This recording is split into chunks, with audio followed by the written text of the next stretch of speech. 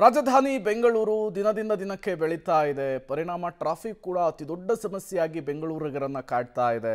ಇದರ ನಡುವೆ ವಾಹನ ಸವಾರರಿಗೆ ಆಗ್ತಾ ಇರುವ ಟ್ರಾಫಿಕ್ ಸಮಸ್ಯೆಗೆ ಪರಿಹಾರವನ್ನು ಕಂಡುಕೊಳ್ಳುವುದಕ್ಕೆ ಹೊಸ ಪ್ರಯತ್ನಕ್ಕೆ ಬೆಂಗಳೂರು ಪೊಲೀಸರು ಕೈ ಹಾಕಿದ್ದಾರೆ. ಒಗ್ಗಟ್ಟಿನಲ್ಲಿ ಬಲ ಇದೆ ಅನ್ನೋ ಹಾಗೆ ಸಂಚಾರಿ ಪೊಲೀಸರ ಜೊತೆಗೆ ಇನ್ಮುಂದೆ ಲಾ ಆ್ಯಂಡ್ ಆರ್ಡರ್ ಪೊಲೀಸರು ಕೂಡ ಟ್ರಾಫಿಕ್ ಕಂಟ್ರೋಲ್ ಮಾಡೋದಕ್ಕೆ ಕೈ ಜೋಡಿಸ್ತಿದ್ದಾರಂತೆ.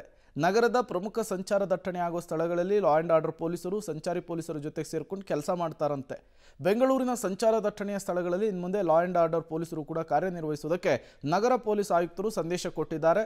ನಗರದ 88 ಸಂಚಾರ ದಟ್ಟಣೆಯ ಸ್ಥಳಗಳಲ್ಲಿ ಲಾ ಆ್ಯಂಡ್ ಆರ್ಡರ್ ಪೊಲೀಸರು ಕಾರ್ಯನಿರ್ವಹಿಸುವುದಕ್ಕೆ ಈಗ ರೆಡಿಯಾಗಿದ್ದಾರೆ.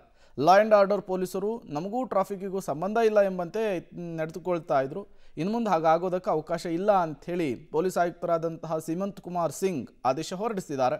Law and order HC PC ಮಟ್ಟದ ಸಿಬ್ಬಂದಿಯನ್ನು ಸಂಚಾರ ದಟ್ಟಣೆಯ ಸ್ಥಳಗಳಲ್ಲಿ ಕೆಲಸ ಮಾಡುವುದಕ್ಕೆ ಈ ಆದೇಶದಲ್ಲಿ ಉಲ್ಲೇಖಿಸಲಾಗಿದೆ ಅನ್ನುವಂತಹ ಮಾಹಿತಿ ಇದೆ. ಯಾವ ರೀತಿ ಇದು ಫಲಪ್ರದವಾಗುತ್ತೆ ಅನ್ನೋದನ್ನು ಕಾದು ನೋಡಬೇಕಿದೆ. ಬೆಂಗಳೂರಿನಲ್ಲಿ ಇತ್ತೀಚೆಗೆ ಟ್ರಾಫಿಕ್ ಕಿರಿಕಿರಿ ಜಾಸ್ತಿ ಆಗ್ತಾ ಇತ್ತು. ಕೆಲವು ಕಡೆಗಳಲ್ಲಿ ಸಿಗ್ನಲ್ ಇದ್ದರೂ ಕೂಡ ಟ್ರಾಫಿಕನ್ನು ನಿರ್ವಹಿಸೋದು ಕಷ್ಟ ಆಗ್ತಾ ಇತ್ತು. ಎರ್ರಬಿರ್ರಿ ಗಾಡಿ ಓಡಿಸೋರಕ್ಕೂ ಸಂಖ್ಯೆ ಕೂಡ ಜಾಸ್ತಿ ಆಗ್ತಾ ಇದೆ. ಬಟ್ ಟ್ರಾಫಿಕ್ ಪೊಲೀಸರಿಗೆ ಇದೆಲ್ಲವನ್ನು ಕೂಡ ನಿರ್ವಹಿಸೋದು ಕಷ್ಟ ಆಗಿತ್ತು.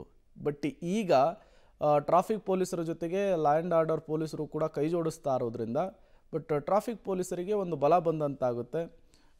ಈ ಕೆಲಸವನ್ನು ಹಂಚಿಕೊಂಡು ಟ್ರಾಫಿಕ್ ನಿಯಂತ್ರಣ ಮಾಡುವುದಕ್ಕೆ ಮುಂದಾಗುವ ಪ್ಲಾನನ್ನು ಪೊಲೀಸ್ ಆಯುಕ್ತರು ಮಾಡಿದ್ದಾರೆ, ಬೆಂಗಳೂರು ಕಮಿಷನರ್ ಅವರು ಮಾಡಿದ್ದಾರೆ. ಬಟ್ ಇದು ಯಾವ ರೀತಿ ವರ್ಕೌಟ್ ಆಗುತ್ತೆ ಅನ್ನೋದನ್ನು ಕಾದು ನೋಡಬೇಕಿದೆ. ಬಟ್ ಇತ್ತೀಚೆಗೆ ಟ್ರಾಫಿಕ್ನೆಲ್ಲ ಕಂಟ್ರೋಲ್ ಮಾಡ್ತಾ ಇದ್ದಿದ್ದೆ ಟ್ರಾಫಿಕ್ ಪೊಲೀಸರು. ಲಾ ಆ್ಯಂಡ್ ಆರ್ಡರ್ ಪೊಲೀಸರು ನಮಗೂ ಅದಕ್ಕೂ ಸಂಬಂಧವೇ ಇಲ್ಲ ಅನ್ನೋ ರೀತಿಯಲ್ಲಿ ವರ್ತಿಸ್ತಾ ಇದ್ರು. ಈಗ ಮತ್ತು ಹೆಚ್ಚುವರಿಯಾಗಿ ಅವ್ರಿಗೂ ಕೂಡ ಕೆಲಸ ಆಗಿದೆ.